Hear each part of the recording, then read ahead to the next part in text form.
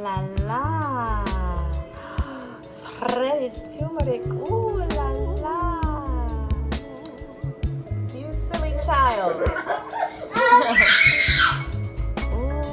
Ooh, yeah. The keeper of the gate, a seer of the way, a seeker of the fullness in the future of the clay. These hands are rough and the purpose to create from a mind unconfined that is designed to calculate, intuiting of the essence, awareness of the presence of the whole beyond each individual part.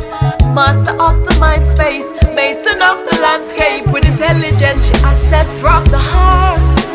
A spiritual woman is the greatest threat to the status quo. The fruit she will bear, the power she has access to. The world and all perception are simply too subjective. They cannot quench the yearning for the truth. The evidence magnetic, the source is alchemic, and this knowledge must be given to the youth. So what seems to be a sacrifice to those outside the temple as they fail to overstand the path she choose is what she willingly releases as she actively connecting with the forces that she learning how to use.